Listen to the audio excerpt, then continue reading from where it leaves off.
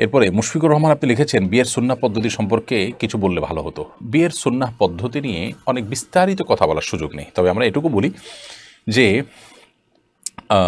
বিবাহ এটি সুন্দর এবং শরিয়া সম্মত পদ্ধতিতে সুন্নাহ সম্মত উপায়ে হওয়ার জন্য আমাদের কয়েকটা বিষয় লক্ষ্য রাখতে হবে। প্রথমত, পাত্রপাত্রী নির্বাচন করা হবে দিনদারিতা দেখে, তাকওয়া দেখে। দুনিয়া বা অন্য দিকগুলোকে প্রাধান্য না দিয়ে তাকওয়াকে প্রাধান্য দিয়েই পাত্রপাত্রী নির্বাচন করতে হবে। দ্বিতীয়ত, মহরের পরিমাণ থাকবে সহনীয় পর্যায়ে, শুধুমাত্র প্রদর্শনের জন্য বড় কোনো ফিগার না হেঁকে বাস্তবসম্মত এবং সহনীয় পর্যায়ে মহর ধার্য করা হবে। তৃতীয়ত, কোনো যৌতুক থাকবে না, এমনকি মেয়ের বাড়িতে শত শত মানুষ গিয়ে খাওয়ার যে কালচার আছে সে কালচারটাও থাকবে না। চতুর্থত, বিবাহকে কেন্দ্র করে যত প্রকার অনাচার হয়ে থাকে আমাদের সমাজে, গান বাজনা, হাই ভলিউমে ডেক সেট বাজানো এবং আপনার নারী পুরুষ ঢলাঢলি মেশামেশি, পর্দাহীনতা, বেলেল্লাপনা, এসব বিষয়গুলো থেকে মুক্ত থাকা।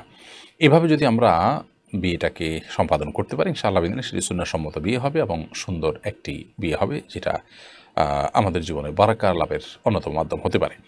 ফারুক হোসেন লিখেছেন, ইসরায়েল কর্তৃক ফিলিস্তিনি মুসলমান হত্যার পরিপ্রেক্ষিতে বিশ্বব্যাপী ইসরায়েলি পণ্য বর্জনের হিড়িক পড়ে গেছে। এটাকে ফলপ্রসূ কার্যক্রম হিসেবে দেখা হচ্ছে।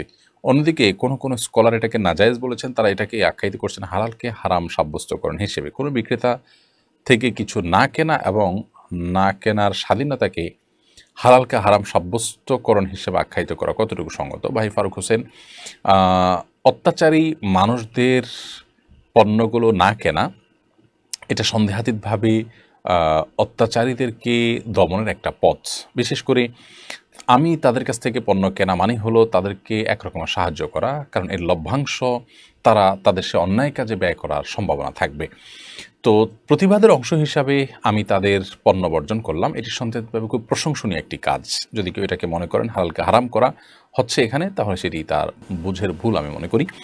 কারণ ওই জিনিসটাকে তিনি হারাম মনে করছেন না, জাস্ট এর কাছ থেকে কিনছেন না, কারণ এর কাছ থেকে কিনলে সে এই লাভের টাকা অন্যায় কাজে ব্যবহার করার আশঙ্কা আছে, বা তার প্রতি তার অন্যায় কাজের প্রতিবাদের কারণে আমি তাকে কোনো সুবিধা দিলাম না, জাস্ট সেই জন্য আমি তার কাছ থেকে কিনলাম না।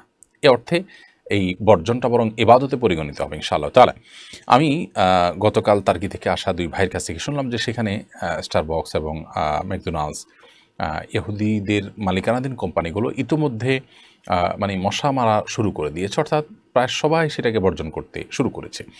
সন্দেহাতীতভাবে এটার অনেক বড় একটা প্রভাব রয়েছে। আমাদের উচিত যে এই সমস্ত ইসরায়েলি পণ্যগুলো বা ইহুদি পণ্যগুলো এগুলো বর্জন করা, এবং এগুলো বর্জনের পরে দায়িত্বশীলতার পরিচয় আমাদেরকে দিতে হবে। এটা ইমানের দাবি, আমি আল্লাহর খাতিরেই বর্জন করলাম। মান আতা আলিল্লাহ অমানা আলিল্লাহ।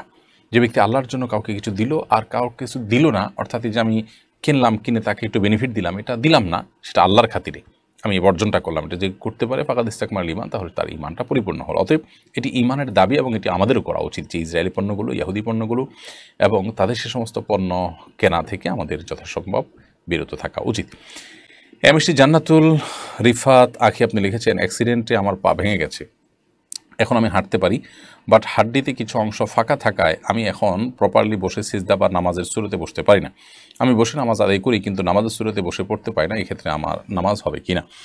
আল্লাহ আপনার প্রতি রহম করুক, আপনার পা ভেঙে গেছে, আপনাকে আল্লাহ তাআলা সুস্থ করুক, আমরা দোয়া করি।